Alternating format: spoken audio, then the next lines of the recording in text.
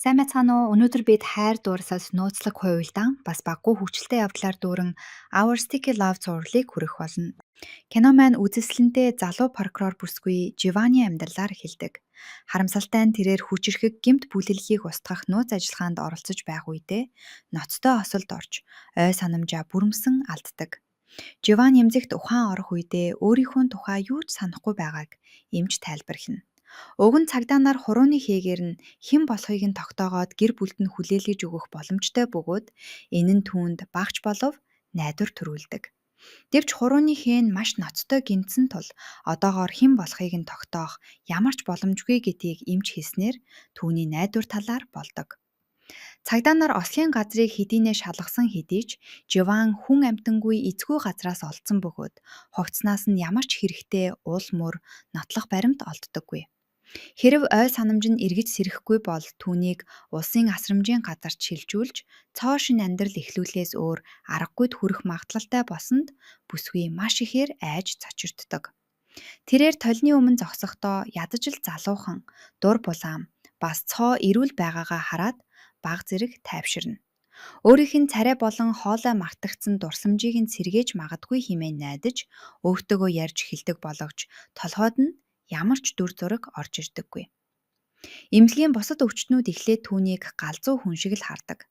Харин 7 хоногийн дараагаас бүгд нөхцөл байдлыг нь ойлгож, энгийнээр харьцаж эхэлнэ. Гэсэн ч ой санамжаа сэргээхтэж улайрсан Живанд нэгэн инээдтэй санаа орж ирдэг. Тэрээр толгойдоо хүчтэй цохилт авснаас болж ой санамжаа алдсан юм чинь дахиад нэг сайн цохилчвал буцаад сэргэж магадгүй гэж боддог.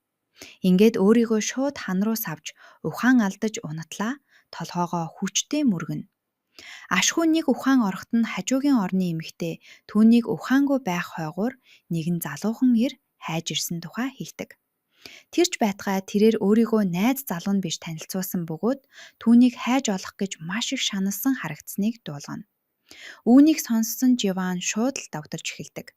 Түүнийхээр бол өөр шиг нь ийм үзэсгэлэнтэй эмэгтэйд найз залуу байх нь гарцаагүй хэрэг байдаг. Өрөөнд байсан бусад эмэгтэйчүүд түүний найз залуу бараг л кино жүжигчин байна гэж андуурмаар, тийм царайлаг гэж магтснаар бүр ч их хүлээлт үүсгэж орхидог.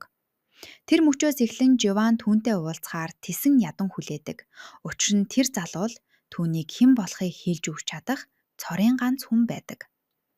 Өрөөнд хүн орж ирэх тоолонд түүний царай гэрэлтэнэ. Гэвч эхлээд орж ирсэн хүн нь хажуугийн эмэгтэйн ачхүү байж таарч түүний урмыг хугалдаг.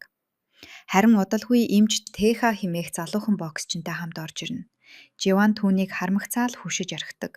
Бусад хүмүүсийн яриаг сонсоод тэр яг л кино очих залуу төсөөлж байсан болохоос биш, ийм сахалтай нөхрийг хүлээгээгүй хэрэг. Тэха өөрийгөө танилцуулан түүнийг таньж байгаа эсхийг асуух үед Живан шууд л үгүй гэж хариулна. Царайг нь харахад цаашид ч танихгүй хിവэр үлдэх нь дээр мэд санагддаг. Тэха түүний хажууд суугаад өнгөрсөн амьдралынхын тухай тайлбарлаж гарна. Залуугийн ярьж буйгаар бол Живан 33 настай. Тэхрийн дэлгүүрт ажилладаг бөгөөд тэд 2 жилийн турш үерхэж аль хэдийнэ гэрлэлтэд батлуулахад бэлэн болсон байдаг. Гэвч Живан түүнд нэг ч секунд итгэхийг хүсдэггүй бөгөөд шууд л баримт шаарддаг. Ингээд Тэха тэдний нилээд эрт үед цугтаа ахуулсан нэгэн хуучин зургийг харуулдаг. Тэрээр бүсгүйг эмнэлгүүдээр цөхрөлтгүй хайж явахдаа уцаа гээчихсэн бөгөөд сүүлд ахуулсан бүх зургууд нь тэр утсан дээр байсан хэмээн тайлбарлана. Түүнчлэн Живаныг найзтайгаа уулзахаар явах замдаа осолд орсон гэж хэлдэг. Живан гэр бүлийнхэнд нь түүнийг амьд гэдгийг дуулгахын тулд холбоо барьж өгөхийг хүсдэг. Гэвч Тэха түүнийг хүүхдийн асрамжийн газарт өссөн тул ямар ч гэр бүлгүй гэдгийг маш тайвнаар хэлнэ. Энэ нь Живаныг бүр ч ихээр гониглуулдаг. Тэрээр 33 нас хүртлээр амьдрахдаа эцэг ихгүй, өөрийн гэсэн гэр оронгүй, дотны найз нөхөд ч үгүй, бүр тогтсон ажил мэргэжилж үгүй гэдэгтээ огтхонч итгэж чаддаггүй. Тэрээр шууд л эмч рүү буцаж очиод зүгээр л гаднаас орж ирээд өөрийгөө найз залуу гэж хэлсэн хэн дуртай нэгэнд өчтний хүлээлгэж өгдөг эсхийг лавна. Харин эмч Тэха тэдний харилцааг батлах хангалттай нотлох баримт авчирсан тул түүнд итгэсэн гэдгийг хэлдэг.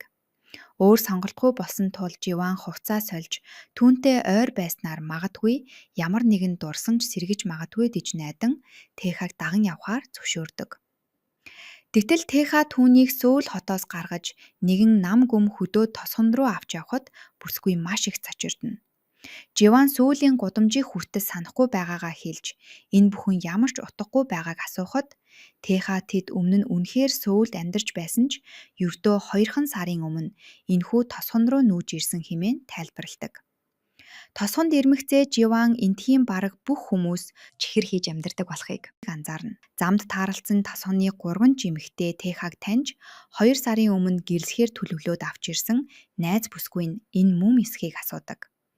Тэдний энэ яриа Техагийн хэлсэн бүхнийг батлах боловч энэ нь Живаны уурыг усамл хүргэдэг бөгөөд учир нь тэр энэ сахалтай боксчин залууг өөрийнх нь найз залуу мөн гэдэгт одоо хүртэл итгэхийг хүсдэггүй. Теха Живаныг эмээгийнхээ дэлгүүрт дагуулж очих бөгөөд тэнд эмээ нь зүнэгрэх өвчтэй тул өөрөө ч юу ч санахгүй шахан болсныг бүсгүй олж мэднэ. Үүний дараа тэрээр Живаныг тэдний хамтдаа амьдардаг байсан гэх байшинд авчирдаг. Тэднийг очих үед нэгэн нохой Живан руу яг л танихгүй хүн харсан мэт хуцаж эхэлнэ. Живан шууд л түүн рүү зааж "Энэ бол намайг энд хизээж амьдарч байгаагүйг батлах матлахоо" гэж хэлдэг. Харин Теха тэр нохоог тэднийх биш бөгөөд зүгээр л энд тэндгүү тэнүүжилж явдаг тосгоны нохтын л нэг гэдгийг маш энгийнээр тайлбарлана. Дотогш ормогч Живан улмал сэжиглэж эхэлдэг. Байшингийн доторхыг ажиглахдаа тэр Техагийн аимшигтай мэдрэмжгүй сонголтуудыг хараад мэл гайхна. Тэнд буй зүйлсээс ганцхан ч түүний өөрөө сонгомоор эд зүйлс шиг санагддаггүй. Тэр түүнээс тэд хэрхэн танилцаж дурлалцсан тухай тайлбарлаж өгөхийг шаарддаг. Техагийн ярьж буйгаар тэд анх ууланд тааралдахад Живан мэлхийнээс айж сандрах үед нь тэрээр түүнийг аварсан байдаг. Техагийн ярьж буйгаар бол Живан л эхлээд түүний араас гүйж хоргоосоор байгаад тэд үерхэж эхэлсэн байдаг. Үүнийг сонссон Живан шууд л яриаг нь тасалж түүнийг тоглож байна гэж хэлнэ. Учир нь хэн нэгнийхээ араас гүйсэн байлаа ч тэр нь Живан биш, харин Теха байх нь арцаагүй хэрэг байлаа. Тэрээр энэхүү утгагүй хайрын түүхээсээ болж зүрхний шигтээс тусах нэ гэж хэлээд болохыг шаарддаг.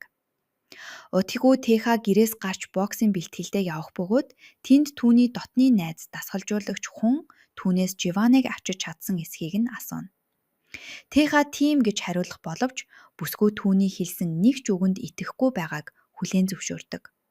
Хамгийн гол нь хинч түүнд үннийг хэлж болохгүйг Теха сануулна. Учир нь бодит байдал Живаны төсөөлж байгаагаас ч илүү аюултай байдаг. Живан үнэндээ дэлгүүрт ажилдаггүй бөгөөд тэр бол прокурор хүн. Ой санамжаа алдахаасаа өмнө тэрээр Техагийн харьяалагддаг гэмт бүлэглэлийн эсрэг матлах баримт цуглуулахаар нууцаар ажиллаж байсан байдаг. Ажиллагааны үеэр тэрээр гэмт хэрэгтнүүдийн яриаг нууцаар бичиж авсан бөгөөд тэд үүнийг мэдмэгцээ бичлэг хийсэн цагийг нь шаардаж оронд нь мөнгө өгөхийг санал болгодог. Гэвч Живан тэдний бохир мөнгөөр өөрийг нь худалдаж авч чадахгүй гээд эрс татгалздаг. Түүнийг явах гэж оролдох үед бүлэлсийнхэн машин руу дайрч эвдэн сүйтгэсэн бөгөөд Живан арайхийн зүхтэж ам гардаг. Хамгийн гайхмаар нь Теха ч мөн энэ бүлэлдэлд ажилтдаг байсан хэрэг. Тэрээр энэ амьдралаа орхихыг хүсэж аль хэдийнэ ажлаас гарах өргөдлөө өгсөн ч бос нь ганцхан нөхцөлтэйгээр зөвшөөрдөг. Теха хамгийн сүүлийн даалгавар болгож тэдний эсрэг нотлох баримт нууцаар бичиж байгууллагыг нь устгахыг оролдож буй эмэгтэй прокурорыг устгах тушаал авдаг. Теха прокурорыг хэн болохыг ч асуулгүйгээр тушаалыг хүлээж авсан бөгөөд энэ л түүний хамгийн сүүлийн ажил байх болно гэж итгэж байдаг. Тэрээр хүмүүсээ явуулж прокурорыг хулгайлж зодуулдаг. Гэвч Теха олзлогдсон прокурортой уулзахаар очих үедээ шууд л хүшиж ахна. Учир нь тэр эмэгтэй нь хүүхэд наснаасаа л мэдэх живэн байж таардаг. Түүний хэн болохыг таньсан тэр мөчид бүх зүйл өөрчлөгдөнө. Теха түүнийг өөрөө аврахаар шийдэж хун руу залгаж тусламж гуйдаг. Тэд Живаныг машинтай нь хүн амтангүй газар аваачиж өөр нэг машин дэлбэлэн яг л Живан дотор нь байсан мэтээр бичлэг хийж өхлийг нь жүжиглдэг. Теха бичлэгийг даалгавраа биелүүлсэн нотлоо болгон босс руугаа явуулна. Үүний дараа Теха эмнэлэгт байх хугацаанд нь Живаныг нууцаар хамгаалж байдаг.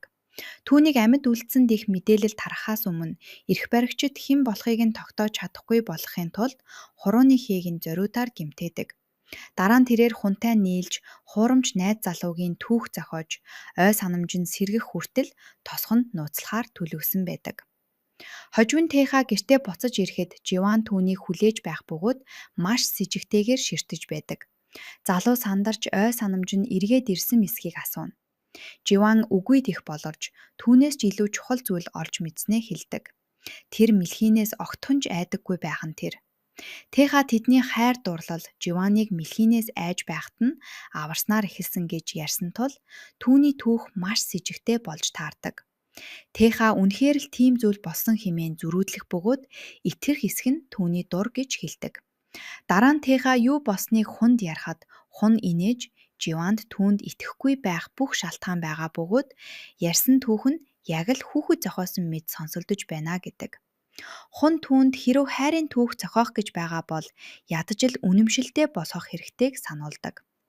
Үүний дараа хун Техагаас илүү ноцтой асуулт асууна. Тэр яагаад бүхэл бүтэн гэмт бүлэглэлийн эсрэг Живаны төлөө амь насаараа дэнчин тавина вэ? Теха эцэст нь хуны бодож байгаагаас ч хамаагүй гүн гүнзлий түүхтэй гэдгээ тайлбарладаг. Тэднийг залуу байхад Теха боксын чухал медалаа алга болгосон бөгөөд түүнийг нь олж буцааж өгсөн хүн нь Живан байсан юм. Дараа нь 8 жилийн өмнө хувь тавьсан тэднийг дахин уулзуулсан байдаг. Теха бүлэглэлийн бас нэгэн даалгаврыг биелүүлснийхээ дараа хүмүүсээ уух юм ахуулахаар явуулчаад ганцаараа алхаж байжээ. Энэ үед Живан хідэн дээрэмчид түүнийг ганцаараа байгааг далимдуулан дайрах гэж байгааг анзаардаг. Түүний зүгээр л аюулд орсон энгийн хүн гэж бодсон бүсгүй шууд л бундуур нь орж мотоцикл унаж товлоомон буу барин баггүй үүмэн дэгдээж дээрэмчдийг төөрөгдүүлэн Техаг аварч зүхтдэг. Аюулаас мултарсны дараа Живан түүнд энэ хаваар аюултай дээрэмчид их байдаг тул болгоомжтой байхыг сануулдаг. Тэгтэл асуудал нь мотоциклийн түш бараг дуусаж байсан бөгөөд Техаг аварсныхаа дараа Живан бензин олохын тулд өглөө болтол түүнтэй хамт байхаас өөр аргагүйд хүрдэг. Шөнийн турш бүсгүй түүний гарын шарахыг боож өгөн өөрийнхөө амьдралын талаар эцэс төгсгөлгүй ярьж эхэлнэ. Тэрээр хүүхдийн асамжийн газарт өссөн ч ээж нь түүнд ийм сайхан нэр хайрласан болохоор өөрт нь маш их хайртай байсан гэдэгт итгэлтэй байгаагаа хэлдэг. Түүнчлэн Живан хуулийн чиглэлээр суралцж байгаа бөгөөд хизээ нэгэн цагт улсын прокурор болохыг мөрөөддгөө ярьж өгсөн байдаг. Тухайн өдөр Живаны төрсөн өдөр таарсан тул тэрээр дурсгал болгон үлдээхээр Техагаас хамтдаа зураг авахыг хүссэн байна. Энэ бол Техагийн сүүлд эмнэлэгт байхад нь түүнд харуулдад яг тэр зураг байдаг. Живан бараг л шүнжэнгөө өөрийнхөө тухай ярьж амьдралынхаа бүхий л нарийн ширийн зүйлсийг Техад хуучилдаг. Эцэст нь нар мандах үед Теха түүнд аварсанд нь талархаж хэрэг тэд дахин хизээ нэгэн цагт тааралбал ачийг нь заавал хариулна гэж амладаг. Олон жилийн дараа хувь тавилан тэднийг дахин уулзуулсан бөгөөд Теха эцэст нь тэрхүү амлалтаа биелүүлж байгаа нь энэ байжээ. Хун хүртэл хувь тавилан яагаад энэ хоёр хүнийг ингэтлээ холбох гээд байгааг огтхонч ойлгож чаддаггүй. Хожим нь Теха Живаны байрлаж буй гэрт ирж түүнийг хамтдаа өглөөний цай авахыг урьдчилж бүсгүй татгалзана. Учир нь тэр одоо хүртэл түүнийг жинхэнэ найз залуу нь гэдэгт итгэхгүй хэвээр байдаг. Бүр дотроо өөрийгөө хялагдсан байж магадгүй гэж хүртэл санаа зовж байв. Теха түүнийг хүчилдэггүй. Оронд нь тэрээр мөнгө үлдээгээд хэрвээ түүнтэй хамт хооллоход үнэхээр итгэл төрөхгүй байгаа бол өөрөө хоол худалдаж аваарай гэж хэлдэг. Дараа нь тэр чухал ажилдаа явах хэрэгтэй болсон тул түүнийг цор ганцаар нь үлдээж чадахгүй гэдгээ тайлбарлана. Тиймээс өөрийгөө бүлэлсийн төв рүү явах хойгоор хуны эхнэрийг түүнтэй хамт байлгахаар зохицуулдаг. Тэнд очмогцоо Теха өөрийн бүх тоног төхөөрөмж зэвсгээ албан ёсоор хүлээлгэн муугч одоо байгууллагыг орхиж бокс руугаа буцаж байгаагаа мэдэгддэг. Энэ үед прокурорын газарт ажилладаг Живаны хамт олон түүний талаар ямар ч сураг сонсолгүй 3-7 хоног өнгөрсөн тул улам бүр санаа зовж эхэлнэ. Тэд түүнийг маш аюултай гэмт бүлэглэлийг мөрдөж байсныг мэдэх тул ийхүү алга болсонд нь хамгийн муугаар бодож айж имэж байв. Өөрийгөө прокурор гэдгийг ч мэдэхгүй байгаа Живан энэ хооронд хуны эхнэртэй уулзаа олгодож нилээ зовдог. Хуны эхнэр тэднийг маш дотны найзууд байсан гэж байнга зүтгэх боловч Живан түүнд огтхонч итгэдэггүй. Эцэст нь Живан хурууны хэн идэрхийг хүлээх зураа биеийн байдлаа хянуулахын тулд өөрийг нь сэтгэл мэдрэлийн эмчит дагуулж явахыг түүнээс хүсдэг. Хуны эхнэр Живаныг хэдэн жилийн өмнө аль хэдийнэ эвдэрч зогсох ёстой байсан юм шиг харагдах хуучны машинд суусан эмнэлэг рүү явна. Гэтэл замд гинт дугуй нь хагалчхаж хүний эхнэр машинаа засуулахаар явхдаа Живаныг замын хажуу зогсоосоор үлдээг. Удалгүй бороо орж ихэсэн тул Живан норохгүй тулд шүхэр худалдаж авна. Алхаж явхдаа тэрээр яг нөгөө эмзэг рүү явж таарсан нэгэн залуутай тааралддаг. Тэр залуу өөрөө шүхэр худалдаж авахыг хүсэхгүй байгаа тул түүний шүхэр дор хамт алхаж болох эсхийг асууна. Зүгээр л хүнд тусалъя гэж бодоо зөвшөөрсөн хэдий ч удалгүй тэрхүү сайхан сэтгэлдээ харамсаж эхэлдэг. Хажуугаар нь машин өнгөрөхдөө тэдэн рүү ус цацах тэр мөчид нөгөө залуу Живаныг урдаа бамбай болгон ашиглаж өөрөө огтхонч нарахгүй үлдэж харин бүсгүйг шалдан оргиж орхидог. Уурандаа шатсан Живан хүн амьтан цуглуулан хаширхаас нь өмнө холдож үзхийг түүнд анхааруулна. Гэвч Живаныг эмнэлэгт очих үед түүнийг маш таагүй гинтийн бэлэг хүлээж байлаа. Замд таарлцсан нөгөөх ядаргаатай танихгүй ирнэ. Яг үнэндээ түүний үзүүлгээр ирсэн сэтгэл мэдрэлийн эмч нь байж таардаг. Живан ой санамжаа алдаж сэрснээсээ хойш болсон бүх зүйлийг тайлбарлах боловч эмч түүнийг ямар ч бичиг баримтгүйгээс гадна хэн болохоо баталж чадахгүй байгаа тул албан ёсоор эмчилгээс татгалздаг. Живан өөрийгөө хулгайлагдсан байж болзошгүйг хэрв түүнийг үл тоомсорлвол гэмт хэргийг нуун дарагдуулсан хэрэгт орж магадгүйг хатуу сануулах боловч энэ нь түүний бодлыг өөрчилж чаддаггүй. Эмч түүнд зохих ёсоор туслахаас өмнө хэн болохыг нь хүндлэнгөөс баталж чадах ядаж ганц хүн хэрэгтэй гэдгийг хэлдэг. Энэ хооронд Живаны хамт олон түүнийг эмнэлгүүдээр хайсаар л байдаг. Эцэст нь тэдний нэг нь ойролцоох нэгэн эмнэлэгт түүний гадаад төрхтэй яг тохирох хэн болох нь тодорхойгүй эмэгтэй саяхан хүргэгдэн ирснийг олж мэднэ. Тэрээр яаран очмогц Живантай нэг өрөөнд байсан эмэгтэй түүнийг үнэхээр тэнд байсан гэдгийг баталдаг. Харамсалтай нь Живан өөрийгөө найз залуу гэж танилцуулсан нэгэн залууг дагаад аль хэдийнэ гараад явчихсан байв. Нөгөөх эмэгтэй тэр залуугийн хувцлалтаас нь боксчин гэдгийг нь тод санаж байсан бөгөөд Живаны ажлынхан энэхүү шин сэжүүрийн араас мөшгөж эхэлнэ. Энэ үед Живан хүний эхнэртэй хамт нэгэн үзмөрч дээр очих бөгөөд мартагдсан өнгөрсөн амьдралынхын талаар ямар нэгэн зүйл хэлээд өгөх болов хэмээн горьддог. Гэвч Живан тэрхүү үзмөрч эмэгтэйг зүгээр л худлаа зохиож ярьж байгааг маш хурдан анзаарч мөнгө төлөхөөс татгалзана. Тэдний маргааны үеэр Живан санамсаргүйгээр үзмөрчийн нэг баримлыг хагалж орхидог. Эмэгтэй шууд л хохирлоо барагдуулахыг шаардах бөгөөд яг энэ нэгцэгтэй үед Тэха гарч ирнэ асуудлыг зохицуулна. Тэрээр хохирлыг түлхвээ амлаад Живаныг дагуулan явдаг. Гэртээ харих замд Живаны гутал гинт урагдчихсан тэр.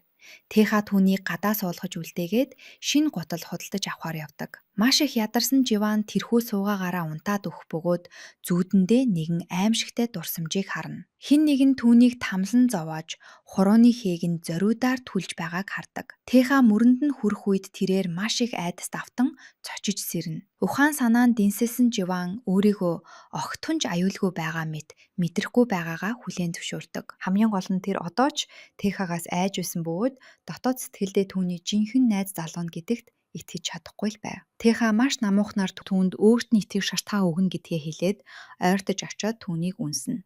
Дараа нь тэр өвдөглөн сууж бүсгүй шинэ гутлыг нь өмсгөж өгөөд тэдний хайрын түүхийн бас нэгэн хэсгээс хуваалцаж эхэлнэ. Тэрээр Живаныг анх харсан мөчөөсөө л сайн болсон ч дараа нь дахиж олж уулзаж чадаагүй дээ. Мөн утасны дугаарыг нь авалгүй явуулсандаа үргэлж харамсаж явдаг байснаа ярьдаг. Огт санахгүй байгаа харилцааг нь хүчээр сануулж оролдохын оронд Тэха одоохондоо өнгөрснийг мартаж зүгээр л бүхнийг эхнээс нь шинээр эхлүүлэхийг санал болгодог. Түүний хэлсэн эдгээр үгс эцэст нь Живаны зүрхийг зөөлрүүлнэ. Гэртээ буцаж ирээд Тэха түүнд хоол хийж өгөн хажууд нь хамт хоололдог. Анх удаага Живан түүний хажууд чин сэтгэлээсээ тайван тухтай байгаагаа мэдэрч эхэлнэ. Тэр шөндөө бүсгүй түүний талаар бодхоо болж огтхонч чаддаггүй. Дараагийн өдөр нь Тэха ой санамжаа сэргээхэд нь тусалж чадах эмч рүү түүнийг дагуулж явна гэдгээ хэлдэг. Живан үүнд маш их гайхдаг. Учир нь тэр Тэхаг өөрийнх нь дурсамжийг тэр чигтээ булаатай чигтээ үлдээсэ гэж хүсдэг байх гэж сэжиглэж эхэлсэн байв. Эмнэлэг дээр очмогцоо тэрээр Тэха болон өнөөх сэтгэл мэдрэлийн эмч хоёрыг сургуулийн найзууд байсныг олж мэднэ. Живаны биеийн байдлын талаар ярилцсны дараа тэд 7 хоногт 2 удаа эмчилгээнд хамрагтахаар тохиролцож хэд хэдэн зураг авалт шинжилгээнүүдээр хэлэхээр болдог. Живан гарах гэж байгаад санамсаргүйгээр хаалганд хөлийнхөө чигчий хурууг цохиод авдаг. Тэха тэр даруй гүйж очоод түүнийг өргөхийг оролдох боловч бүсгүй түүнийг зогсоож хөлөө тэр чигт нь тариулаагүй. Зүгээр л хурууга цогсон төдий гэдгээ сануулдаг. Үүний дараа Теха түүнийг дэлгүүр хэсүүлэхээр дагуулж авна. Учир нь түүний өмсөж байсан хувцснуудыг хүний эхнэр сонгож өгсөн бөгөөд тэдгээр нь Живаны жинхэнэ хэв маягаас тис өөр байв. Живан маш баяртайгаар хувцсны дэлгүүрийг өөрийнхөө хувийн загварын шоу болгон хуургаж, нэг хувцс тайлж, өөр нэгийг өмсөж гангалах бөгөөд энэ үед Теха түүнээс нүдээж салгаж чаддаггүй. Дараа нь бүсгүй нүүр бодитын хэрэгсэл худалдаж аван гадаад ертөнцтэй холбогдохын тулд өөрт нь гар утас авч өгөхийг Техагаас ятгаж дүнгэнэ. Хожим нь тэд эмээгийн очих бөгөөд Живан шинэ агсан нүүр бодитын хэрэгслээрээ эмээг баяртайгаар будаж өгдөг. Бүгд энэ мөчөөс таашаал авах ба ялангуяа Живан өөрийнх нь гэр бүл болон тосгоны амьдралд аажмаар дасаж байгааг харсан Теха маш ихээр тайвширдаг. Гэвч өөр нэгэн газар нөхцөл байдал улам бүр аюултай болж байлаа. Живаныг алга босонд холбоотой нэгэн эр түүнийг үргэлжлүүлэн хайсныхаа төлөө хэрцгийгээр зодуулна. Бүлэглэгийн толгойлогч түүнийг бараг л алах шахах боловч нөгөө эр маш чухал зүйлийг дэлгдэг. Живаны цагаараа хийсэн бичлэг нь түүний цуглуулсан цорын ганц нотлох баримт биш байсан бөгөөд өөр нэг зүйл байгааг. Гэхдээ өөрөө түүнийг нь олоогүй байгаагаа хэлнэ. Тэрхүү алдагдсан нотлох баримт хожим нь чухал хэрэгтэй болж магадгүй тул бүлэглэлийн толгойлогч түүнийг амьд үлдээдэг. Аюул ойртож байгааг огтхонч гадарлаагүй өдрүүдийг Техатай хамт толгоноор зугаалж, өөрийнхөө дурсамжийг сэргээж болох бүхий л зүйлийг цөхрөлтгүй оролдож өнгөрөөдөг. Теха түүнд урд нь гэл зураг авах маш их дуртай байсныг нь хэлнэ. Тиймээс байнга зураг дарж эхэлдэг. Тосгоны авгай нар хосуудыг холоос ажиллан тэдний харилцаа улам дотносож байгаа талаар хов бадсаар л байв. Эцэст нь Техад хандан хэрвээ тэд хоол идэхийг хүсэж л байгаа бол хэн нэгэн нь мөнгө олох хэрэгтэйгээд түүнийг ажилдаа буцаж орохыг шаарддаг. Гэртээ ганцаараа үлдсэн тэрээр зурагтын сувг солих суудал нэгэн яргаа загстай хоолны сурталчилгааг олж харна. Сониж зандаа хөтлөгдсөн тэрээр шинэ утсаараа нөгөө рестораныг хайж байгаад тэнд эмэгтэй найзтайгаа хамт ахуулсан өөрийнхөө хуучин зургуудыг санамсаргүйгээр олж хардаг. Тэр даруй ямар нэгэн хачин зүйл байгааг анзаарна.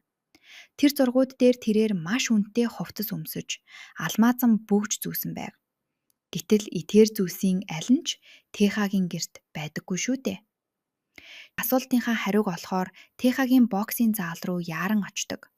Гэвч түүн дээр очихоосоо өмнө нэгэн эмэгтэй Техагийн өнгөрсөн дэх гэмт хэргийнхэн талаар ууртайгаар нүур рүү нь хэлж байгааг сэмхэн сонсчихон тэр. Тэр эмэгтэй түүнийг гэмт хэрэгтэн дээрэмчин гэдгийг нь хэлээд авьяаслаг хүүгээс нь хол байхыг анхааруулж хүүгээ түн шиг хүн болгохыг хүсэхгүй байгаагаа хашаачдаг. Үүнийг сонссон Живан шууд л хүшиж олхино. Түүний тамсан зовоож байсан тэрхүү аимшигт дурсамж гинтэн толгойд нь зурсын орж ирдэг. Одоо хүртэл тэр үнийг зүгээр л нэг хар дарсан зүүд байх гэж боддог байв. Гэвч Техаг гэмт хэрэгтнүүдтэй үнэхээр холбоотой байсныг мэдснийхаа дараа тэрээр саяны харсан зүйлсээ бодит дурсамж байсан эсэхэд эргэлдэж эхэлнэ. Маш ихээр айж цочирдсан тэрээр Теха ямар нэгэн зүйл тайлбарлаж амжихаас нь өмнө зүгтах шахам яваад өгдөг. Тохиолдлоор Живан сэтгэл мэдрэлийн эмчтэйгээ тааралдаж түүнд бүх зүйлээ ярьж орхино. Тэрээр Техад маш их сэжиглэж байсан хэдий ч тэр хизээж жинхэнэ муу хүн шиг санагдаж байгаагүй учраас эцэст нь түүнд итгэж эхэлж байснаа хүлээн зөвшөөрдөг. Харин одоо түүний гэмт бүлэглэлтэд орооцолсон байсныг мэдсэн тул өөрт нь тохиолдсон тэр аимшигт хэрэгт Техаг ямар нэгэн байдлаар холбоотой байх вэ гэхээс үхтлээ айж байлаа. Тэднийг ийн ярилцаж байх үед Техач хүрээд ирнэ. Эмнэлгийн совилогч буюу Техагийн ахлах сургуулийн найз эмэгтэй түүнийг шууд л өмгөөлж эхэлдэг. Тэрээр Живанд Теха өөртөө нь яг хэрхэн харьцаж байснаар нь түүнийг дүгнэхийг зөвлөх бөгөөд түүнээс тэр чамайг хизээ нэгэн цагт цохиж байсан уу? Хизээ нэгэн цагт чамайг санаатаагаар өртөж байсан уу гэж асууна. Мэдээж Живан үгүй гэхээс өөр хариулт өгч чаддаггүй. Гэртээ харих замд Живан бас нэгэн нууцлаг зүйлийн талаар Техагаас асууж шалгаадаг. Тэрээр өөрийнхөө хуучин сошиал хаягнаас тис өөр нэр олж харсан бөгөөд яагаад түүнийг Живан гэж дуудаад байгааг мэдхийг хүсдэг. Техагийн тайлбарлаж буйгаар бол тэхүү өөр нэрийг асрамжийн газраас өгсөн бөгөөд харин Живан бол түүний төрсөн ээжийнх нь өгсөн жинхэнэ нэр нь байв. Түүнийхээр бол Живан ээжигээ өөрийг нь орхиод явсанд хизээж үзэн яддаггүй байсан бөгөөд төрсөн нэрэндээ илүү дуртай байсан тул Теха түүнийг үргэлжлүүлэн Живан гэж дууддаг болохыг хэлж өгдөг. Гэртээ ирмэгцээ Живан өрөөндөө орж төвжээд Нөгөө хуучин зураг дээрх найз эмэгтэй рүүгээ зураг сэлгээдэг. Техагаас бүрэмсэн зугтаж хариу эрхийг нь зөвхөрөнгөө баран хүлээж сууна. Дараагийн өглөө нь Теха Живанд дүүрэн дуутай флаш өгөөд тосгонд төрсөн өдрийн баяр болж байгаа тул имээд аваачиж өгөхийг гуйдаг. Живан үдшилэг дээр очмогц имээ түүнийг үлдэж хоол идэхийг шаарддаг. Живанг огтхон идхийг хүсэхгүй байгаа өргөс тэмхийг хүчээр идүүлэх гэж оролдох тэр мөчид толгойд нь бас нэгэн дурсамж гясхийн орж ирнэ. Тэрээр хүүхэд байхдаа хоолоо хүчээр идүүлж байгаагаар өөрийгөө хардаг. Цочирдсан Живан гинтхэн л орилж орхино. Үдшилэг дээр байсан бүх хүмүүсийн урам хугарч тосгоныхны өмнө тэднийг эвгүй байдалд орууллаа хэмээн дургуутдаг. Ичиж уурн хүрсэн Живан бүгд өөрийг нь шүүмжилдэг ийм газарт дахин ганц ч минут үлдэхгүйгээ мэдэгдэнэ. Тэрээр шууд л гэллүүгээ гүйж хамаг эд зүйлсээ баглаад тосгоныг орхин зочид бодол руу яваад өгдөг. Яг энэ үед Техагийн өмнө нь хамт байсан гэмт бүлэглэлийн нэг гишүүн Живаны тухай мэдээлэл хайж ирдэг. Теха юу ч мэдэхгүй гэж мэлзэх боловч хэрвээ Теха түүнийг нууж байгаа бол үр дагавар нь маш ноцтой байх болно гэдгийг нөгөөхөр хатуу сануулна. Тэдний яриа цааш үргэлжлэхээс өмнө Техад Живаныг алга болсон гэх дуудлага ирдэг. Залуу шууд л сандралд автна. Хэрв бүлэглийнх нь Живаныг амьд гэдгийг олж мэдвэл хуучин босс нь юу хийж болохыг төсөөлөхөөс ч айж түүнийг хайхаар ухаан жолоогүй гүйдэг. Живан шүнийг гадуур өнгөрөөж өглөө болмогц сошиал хаягаар холбогдсон өнөөх эмэгтэйтэйгээ уулздаг. Тэрээр түүнээс өөрийнхөө жинхэнэ нэр, хүүхэд нас болон өсөж торилсон асамжийн газрынхаа талаар асуудаг. Гайхалтай нь тэр эмэгтэй ярьсан бүхэн Техагийн ярьсан түүхтэй яг таг таарч байлаа. Хамгийн чухал нь тэр эмэгтэй Живаны найз залууг боксчин байсан гэдгийг батгина. Түүнийхээр бол хуучин зураг дээр Живаны өмссөн үнэтэй хувцснууд нь түүний өгсөн бэлгүүд байжээ. Түүнчлэн Живан Теха хоёрыг хамт ажиллаж байхдаа анх дотносон гэдгийг ч хэлж өгдөг. Дисэн хідээч энэхүү уулзалт удалгүй маш гунигтайгаар иргэдэг. Эмэгтэй ярьснаар тэд нэгэн цагт маш дотны найзууд байсан боловч цаг хугацаа өнгөрхийн хэрээр Живаны зан авираас болж тэрээр доромжлогдож шархлах болсон байв. Дахин гомцсныхоо эцэс тэрээр тэдний нөхөрлөлд бүрэмсэн цэг тавьсан нь энэ байжээ. Үүнийг сонссон Живан бүрэн сүрсэн мэт болж тэндээс гардаг. Ялангуяа эмээгийн үдшилэг дээр гаргасан авираа ботхоос ч ичиж, гудамжаар хий дэмийл гүлрэн алхана. Түүнд дахин тосгон руу буцаж очих ямар ч зориг үлдсэнгүй. Гэвч Теха түүнд зориулж авч өгсөн утасныхаа байршлыг хянаж байгаад эцэст нь түүнийг олж очдог. Тэрээр Живаны гудамжинд ганцаараа уйлд суухыг хараад ямар ч илүү үг хэлж сургаал айлцсангүй. Зүгээр л хажууд нь байж тайвшруулад эцэст нь түүнийг гэртээ дагуулan ирдэг. Тэднийг буцаж ирэхэд тосгоны хит хитэн авгаанаар үдшилэг дээр босон явдгийн төлөө Живаныг шүүмжлэхээр аль хэдийнэ хүлээж байв.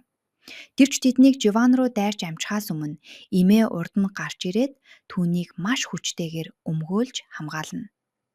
Эмээ бүгдийг нь Живанг тайван орхихыг шаардах бөгөөд авгаанаарч арга буюу тарж одцгоодог. Живан эмээд талхаснаа илэрхийлэхээр дотогш орно. Гэвч түүнийг ам нээж амжихаас ч өмнө эмээ хүн бүртэл эвгүй байдалд орох үе байдаг гэдгийг хэлж өгдөг. Заримдаа хүн ярихаасаа өмнө сайн бодох нь ямар чухал болохыг ойлгохын тулд эвгүй байдалд орох хэрэгтэй болдог шүү дээ гэдэг. Живан энэхүү гинтийн сайхан сэтгэлд бүрэн автаж тисэлгүй асгартал уйлж орхидог. Хожим нь Живан хунтай ярилцах бөгөөд хун эцэст нь түүнд Техагийн өнгөрсөн амьдралын талаар илүү ихийг дэлгэж өгнө. Теха нэгэн цагт олон улсад өрсөлдөхүй завьяастай ирээдүйтэй боксчин байжээ. Гэвч эмээ нь хүн дээр өвтөхөд тэрээр түүнийг асгахын тулд бүхнээ зориулснаар карьер нь тэр чигтээ нурж унаж эхэлсэн байдаг. Үнэн хэрэгтээ эмээ нь түүний төрсөн эмээч биш байв. Техагийн ээж жаахан хүүгээ дагуулan энэ тосгонд ирж нас барах хүртлээр эмээгийн дандарсан байжээ. Үүний дараа эмээ Техаг яг л өөрийнхөө төрсөн ач шиг үсгэж өөрөө гарч болох бүхий л хайр халамжийг түүнд өгсөн байв. Хожим нь эмээг өвдөх үе Теха бокс тавалдаж олсон бүх мөнгөө түүний эмчилгээнд зарцуулдаг. Эцэст нь карьер нь сүйдэж мөн санхүүгийн асуудалд гүнзгий орсон тэрээр гэмт хэргийн ертөнц рүү орохоос өөр аргагүй болсон аж. Хун тайлбарлахдаа Теха хожим нь гэмшлийн мэдрэмжтэйгээ нүүр тулахгүй тулд сэтгэл хөдлөлөө нухчин дарж хүмүүстэй зодтолдож хүмүүсийг өвтөж сурсан гэдгийг хэлдэг. Гэвч энэ бүхний цаана Теха сэтгэлийн гүн шарах тээж явдаг байжээ. Хун Живанаас түүний энэ шарахыг улам бүр битгий сэтрээгээрэй гэж гуйдаг. Үүний дараах нь Живан Техаг дахин нэг зодоонд орсон болохыг олж мэднэ. Тэрээр түүнийг хайж очоод зодуулж хөхөж нятарсан байхыг нь хардаг. Түүн шиг ийм чадварлаг боксч нь яагаад өөрийгөө хамгаалж эсэргүүцэлгүйгээр хид хідэн залууст ингэж зодуулахыг төвчсэнийг бүсгүй огтхонч ойлгож чаддаггүй. Теха дивжэнээс гадуур хүмүүсийг өвтгөхдөө боксын чадвараа хизээж ашиглахгүй гэж амлалт өгсөн байснаа тайлбарладаг. Үүнийг сонссон Живан гинтхэн л түүнийг маш ихээр өрөвдөж эхэлнэ. Анх удаага тэрээр Техаг бүх зүйлийн талаар худлаа ярьж байж болдошгүй с ижигтэй гэмт хэрэгтэн гэж харахын оронд түүний доторх шархалсан нэгнийг олж хардаг. Тэр хоёр дараа нь салхилахаар гарч эцэст нь Живан Техагийн хизээж хүлээгээгүй нэгэн зүйлийг хэлдэг. Тэрээр Ослоос өмнө байсан гих амьдрал руугаа буцаж очихыг санал болгоно. Тэд дахин нэг өрөөнд унтаж, хормын өдрөө товлож, түхэнж, бүр хамтдаа газар тариалан эрхэлж болно гэдэг. Теха үүнд бүрэн мэл гайхаж хоцорно. Гэвч зөвшөөрхийн оронд тэрээр хүлэн гэмтсэн найз нь өөр хотоос ирж байгаа бөгөөд тэднийд байрлах хэрэгтэй болсон тул одоогоор энэ нь боломжгүй гэдгийг хурдхан шиг хэлдэг. Теха түүнийг асрах ёстой тул найз нь түүний өрөөнд унтах болно гэдэг. Гэвч тэрхүү гэмтсэн найз нь үнэн хэрэгтэй. Техагийн хуучин гэмт бүлэлдэх туслах нь гэдгийг Живан мэдээгүй байв. Арайхийн зориг гаргаж Техад дахин ойртох санал тавьсан ч ямар нэгэн байдлаар татгалцсан хариу авсанд ичиж орхино. Тэрээр сая хэлсэн үгэндээ шууд харамсаж газар хаграад ороод нуугдчихмсан гэж хүсэж байлаа. Дараагийн өглөө Живан сэрээд Техагийн найз бараг санаанд багтан бүхий л хоолыг хийж асар том өглөөний цай бэлдсэнийг олж харна. Тэрээр цадтлаа хооллож аваад дараа нь Техаг дагуулan эмнэлэг рүү явдаг. Сэтгэл мэдрэлийн эмч тэднийг энэ удаад хамтдаа ирж бие биедээ хамаагүй илүү тухтай байгааг нь хараад тэдний харилцаа хэрхэн өөрчлөгдсөнийг шууд л анзаардаг. Живан ой санамжаа сэргийлэхэд нь туслах бас нэгэн чухал шинжилгээнд хамрагдана. Үүний дараа тэд гэртээ буцаж ирээд хун, түүний эхнэр болон Техагийн хуучин туслахтай хамт өдрийн хоол иддэг. Хоол идэж байх үед Теха нэгэн хачин зүйлийг анзаарна. Түүний хуучин туслах өмнөх өдөр нь барьж байснаас тис өөр утас ашиглаж байв. Теха сэжүүлж ихэлсэн ч юу ч хэлсэнгүй.